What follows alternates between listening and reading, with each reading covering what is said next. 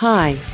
It is during these earliest days of the product life cycle, with the iPhone 6s and 6s Plus still in their relative youth, that the chatter concerning what shall come next is at its most fabulous.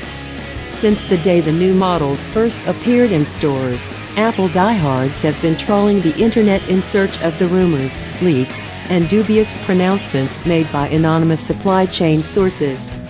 And yet Apple remains as tight-lipped as ever on what the next generation holds. So, what else can one do? Predicting the future of the iPhone has become a full-time, year-round sport, and we present here a curated collection of the most intriguing gossip about Apple's next big thing. According to Apple's traditional cadence, new iPhone models debut in the fall. The 6s and 6s Plus were unveiled on September 9th and hit store shelves on September 25th, and we have every reason to expect the next major update to come around the time that kids head back to school in 2016. Though no official invitations have been made yet, however, the company's next big event is rumored to be scheduled for March 2016. Given that the Apple Watch would be coming up on its first birthday in April 2016, it's likely that such an event would be focused on its successor. And while it's possible we could also see a new iPhone early in 2016, that would more likely be the rumored iPhone 6c, an updated small iPhone to replace the aging iPhone 5s sitting at the bottom of Apple's current lineup. For the past several years, Apple's iPhone updates have followed a predictable cycle, major design changes in even-numbered years, followed by under-the-hood tech upgrades that keep the same basic physical chassis in odd-numbered S-phone years. For 2016, then, a total redesign is a near certainty, possibly with some dramatic innovations. Sources including 9to5mac.com report that Apple has developed multiple iPhone 7 prototypes, all with distinct differences. Given the regularity with which folks drop phones in toilets and other bodies of water, could Apple develop a water-resistant or waterproof chassis? By the way, here's what to do when it inevitably happens to you. Other manufacturers have already gone there. Of course, Samsung with the Galaxy S5, Sony with its Z5 Premium, and Motorola with its entry-level Moto G. Still, the fact that Samsung did not make the Galaxy S6 waterproof suggests that it's not a critical feature for most consumers. One of the more interesting iPhone 7 predictions involves a move away from the physical home button. Recent iPhone innovations, specifically the pressure-sensitive 3D touchscreen and increasing always-on hands-free functionality of Siri, have diminished the need for it, and that a buttonless iPhone would be a natural move for a company with such a strong preference for clean lines and simple design. That would also allow the large top and bottom bezels to shrink, effectively allowing Apple to squeeze a larger screen into the same size body.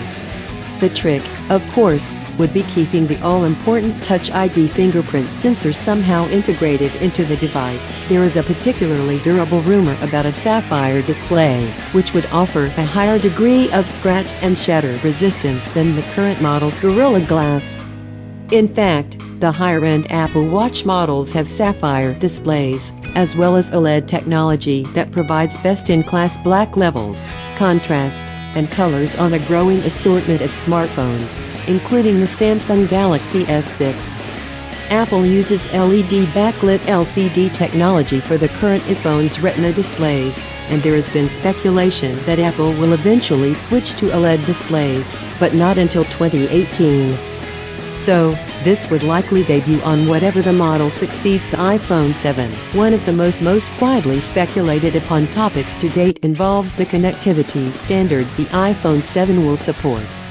Rumor has it that Apple may potentially omit the 3.5mm headphone jack, a standard on every preceding iPhone, in favor of an all-in-one Lightning connector. This would accommodate a thinner chassis, perhaps shaving off as much as 1mm. And there is fact to support this thesis. Philips showed off Lightning-only headphones earlier in 2015, though they apparently have yet to be released. How about swapping out Lightning for USB Type-C? Despite its growing ubiquity as the standard for other smartphones, tablets, and PCs, It feels unlikely, yes. Apple made USB-C the only connector in its 2015 MacBook revamp, but the company has elsewhere doubled down on Lightning in the past year, adding it to new Mac accessories, Beats speakers, the iPad Pro's pencil accessory and the new iPhone smart battery case. The iPhone 6s and 6s Plus both come equipped with NFC to enable the contactless Apple Pay system. And yet Apple has yet to support the tap-to-pair capability of other NFC-enabled smartphones, which allow a user to tap a headphone or speaker to pair via Bluetooth. There was chatter about the possibility of enhanced NFC support in iOS 9, but it did not come to pass. Perhaps with the next generation. The iPhone 6s is a red-hot performer, showing off the improved speed of its new A9, 64-bit dual-core processor, enhanced Wi-Fi antennas, and faster Touch ID sensor, and as each successive iPhone generation is expected to deliver improved speed, we expect to see an A10 chip powering the iPhone 7. Likewise, just as the 6s and 6s Plus got a bump in RAM from 1GB to 2GB, it's not unreasonable to expect to see an iPhone 7 that comes equipped with 4GB of RAM. In 2014, Apple doubled the top two tiers of the iPhone from 32GB to 64GB and 64GB to 128GB, but kept pricing the same. The entry-level model remained at 16GB. The company kept the same capacities for its 2015 line. Will it finally offer 32GB on the baseline model? Anything's possible, but getting customers to pay up for the 64GB model may be too much of a profit incentive to give up. Many sources reported that there would be a significant step up in quality with the iPhone 6s's camera. A 10-megapixel camera and a 2-lens DSLR-style camera were presented as two distinct possibilities. And though the 6s upped the standard iPhone's game with a much improved front-facing camera, only the 6s Plus features optical image stability capabilities that deliver higher quality photos and video in low-light environments. Perhaps we will see this enhanced feature trickle down to the non-Plus model with the iPhone 7. Thanks for your attention. Likes and subscriptions.